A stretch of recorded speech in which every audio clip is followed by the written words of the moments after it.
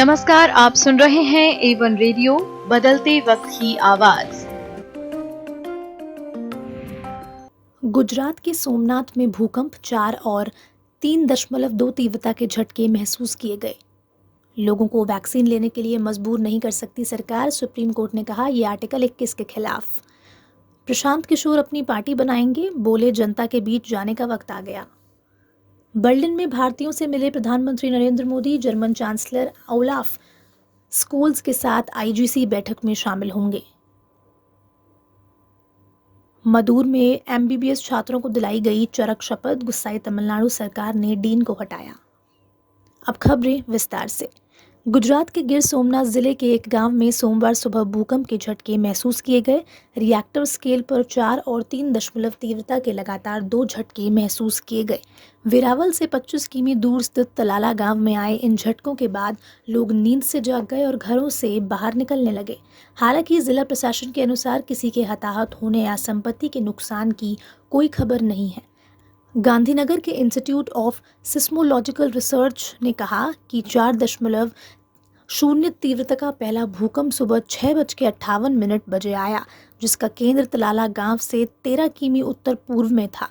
ISR ने एक बयान में यह भी कहा कि 3.2 तीव्रता का एक और भूकंप, जिसका केंद्र तलाला से 9 किमी उत्तर पूर्व में था, और ये सुबह 7:04 बजे आया। सुप्रीम कोर्ट ने सोमवार को कहा कि किसी भी व्यक्ति को वैक्सीनेशन के लिए बाध्य नहीं किया जा सकता है। जस्टिस एल नागेश्वर राव और जस्टिस BR गवई की बेंच ने सुनवाई करते हुए कहा कि आर्टिकल 21 के तहत व्यक्ति की शारीरिक अखंडता को बिना अनुमति नहीं भंग की जा सकती। ऐसे में देश में वैक्सीनेशन अनिवार्य नहीं किया जा सकता है। सुप्रीम कोर्ट का कहना है कि कुछ राज्य सरकारों ने जो शर्तें लगाई, सार्वजनिक स्थानों पर नॉन वैक्सीनेटेड लोगों को बैन करना सही नहीं है। इसके अलावा सुप्रीम कोर्ट ने केंद्र को कोविड-19 टीकाकरण के प्रतिकूल प्रभावों का डेटा सार्वजनिक करने का भी निर्देश दिया। हालांकि कोर्ट ने यह भी कहा कि वे संतुष्ट हैं कि मौजूदा वैक्सीन नीति को अनुचित और स्पष्ट रूप से मनमाना नहीं किया जा सकता है। सुप्रीम कोर्ट का कहना है कि सरकार सिर्फ नीति बना सकती है और जनता की भलाई के लिए कुछ शर्तें लगा सकती है। पहले भाजपा, फिर कांग्रेस और फिर जेडीयू समेत अलग अलग राजनीतिक पार्टियों के चुनावी रणनीतिकार रह चुके प्रशांत किशोर अब दूसरों के लिए रणनीति नहीं बनाएंगे। पीके अब अपनी पार्टी के लिए ही स्ट्रैटेजी तैयार करेंगे। पीके ने इस तरफ इशारा कर दिया है। उन्होंने सोमवार को ट्वीट कर कहा कि जनता के बीच जाने का समय आ गया है।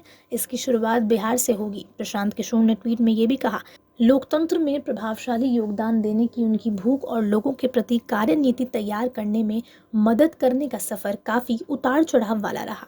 आज जब वे पन्ने पलटते हैं तो लगता है कि समय आ गया है कि असली मालिकों के बीच जाया जाए, यानी लोगों के बीच, ताकि उनकी समस्याओं को बेहतर तरीके से समझ सकें और जन सुराज की पथ पर अग्रसर हो सकें।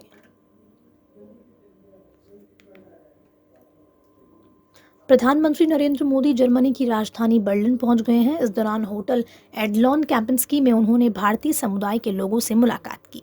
उन्होंने एक बच्चे से गाना भी सुना। पीएम से मिलते हुए कुछ लोगों ने भारत माता की जय के नारे भी लगाए। बर्लिन में पीएम नरेंद्र मोदी का स्वागत करने एक बच्ची मान्या मिश्रा भी पहुंची। इसके अलावा पीएम नरेंद्र मोदी आज जर्मन चांसलर ओलाफ स्कोल्स के साथ छठे Bharat Germany inter governmental consultation में शामिल होंगे। फिर शाम को बर्लिन में भारतीय समुदाय को संबोधित करेंगे। इसके बाद पीएम 3 मई को इंडो नॉर्डिक सम्मेलन में हिस्सा लेंगे। फिर डेनमार्क की राजधानी कोपेनहेगन में भी भारतीयों को संबोधित करेंगे। सबसे आखिर में पीएम नरेंद्र मोदी पेरिस में फ्रांसीसी राष्ट्रपति इमैनुएल मैक्रों से मुलाकात करेंगे। ये पीएम नरेंद्र मोदी का इस साल का पहला विदेशी दौरा है।